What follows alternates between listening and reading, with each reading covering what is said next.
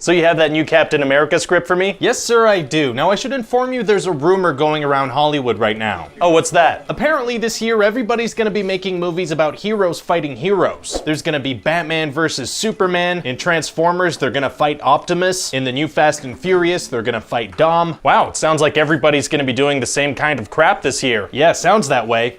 So I figured we would too. Great, it's gonna be called Captain America Civil War. What's that gonna be like? It's gonna be like if a kid took out all his superhero toys and just started smashing them together. Sounds awesome. Yeah, so we're gonna have the government be mad at the Avengers about all the damage caused in Sokovia and Washington, D.C. and New York City. Wait, didn't the government try to nuke New York City? They did. And nobody's gonna bring that up? No. Okay. So anyway, they want the Avengers to sign the Sokovia Accords. That would give them all government oversight and kind of keep them in check. So Tony and some others are like, yeah, but Captain America and some others are like, no. Oh, the conflict is brewing. Yeah, it's pretty serious. It's like the Avengers are being torn up from the inside. Wow, so there's no need for a villain. Well, no, there is a villain. What does he want? For the Avengers to be torn up from the inside. Huh. His name is Zemo, and his family was killed in Sokovia. So he's gonna do like all kinds of crazy stuff. Like he's gonna bomb the United Nations and frame Bucky for it. Wow. Yeah, and that's gonna kill the King of Wakanda, so Black Panther's gonna wanna kill Bucky too. Oh, Black Panther is in this? Yeah. Wow, there is a lot going on. Oh yeah, the movie's gonna be super stuffed. So like half the movie is gonna be setting up future movies. At least. I love it. And we're also gonna have this huge fight at an airport that's gonna involve— Oh, sorry, just a second. Hello?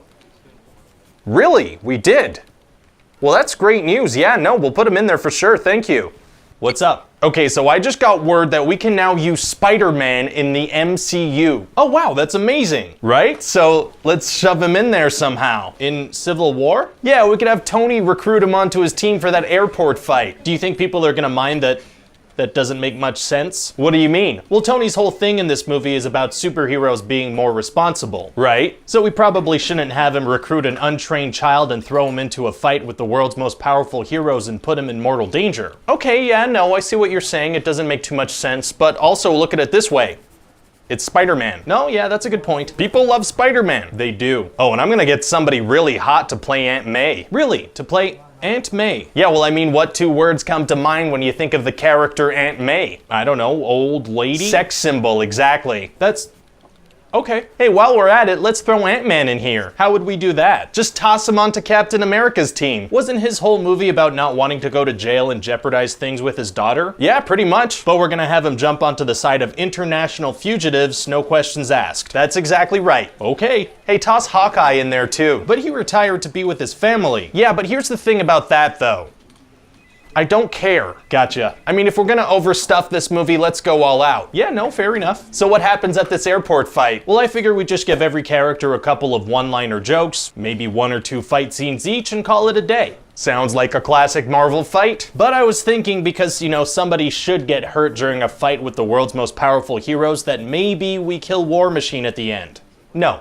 No? No, none of that things having consequences business. Okay, can he be injured, maybe? It just feels like something should happen. Fine, he can get hurt, but he has to be in recovery at the end of the movie. Thank you. But that's it though, no more consequences. I promise nothing else will have much impact on anything at all. Good. So how does it end? Well, you know that bad guy I mentioned earlier? Yeah? Well, he's gonna have this thing where other than a minor hiccup at the beginning, everything's just gonna kind of go his way. What do you mean? Okay, so because Natasha released some Hydra files, he knows that something happened in 1991 involving the Winter Soldier. So he tries to find out what it is by interrogating this Hydra dude, but it doesn't work. The hiccup? Right, but from that point on, everything's gonna be super easy, barely an inconvenience. I'm listening. So he decides he needs to interrogate Bucky himself, but Bucky is in hiding. So he bombs the United Nations and frames Bucky to kind of flush him out. Wouldn't being framed just send him deeper into hiding? You'd think so, but it works almost immediately. Oh, wow. Yeah, so then Zemo kills a psychiatrist that's supposed to interview Bucky and takes his place. Isn't anyone familiar with the psychiatrist they hired, or at the very least know what he looks like? You'd think so, but luckily for Zemo, apparently nobody does. Okay. Then he finds out what the 1991 thing was, and luckily for him, it involves the Winter Soldier and Tony's parents. That's convenient. Very. And then luckily for him, Captain America decides to go against everybody, and somehow he and Bucky manage to escape together. Then luckily for Zemo, everybody follows him to Siberia. And there's an actual videotape of Bucky killing Tony's parents in 1991 because luckily for him, there was a security camera in that exact spot in the middle of a forest road, and for some reason Hydra decided to keep it in their records. And then Tony sees it, and luckily for him, even though Tony now knows that the Winter Soldier was brainwashed and framed and not actually responsible, he immediately loses his mind and tries to kill both Bucky and Cap. Wow, that's all super lucky. So then there's a fight, but at the last minute, Cap doesn't kill Tony. You're damn right he doesn't. So then they're like, well, we're not friends anymore, but also we're still friends and call me anytime. I love it. You think it's gonna do well? Well, I'm looking at this as kind of a test. What do you mean? I have this theory that stuffing more and more characters into our movies translates to more money at the box office. Interesting. Yeah, and so if this movie does well, we can just go crazy with it. Fingers crossed.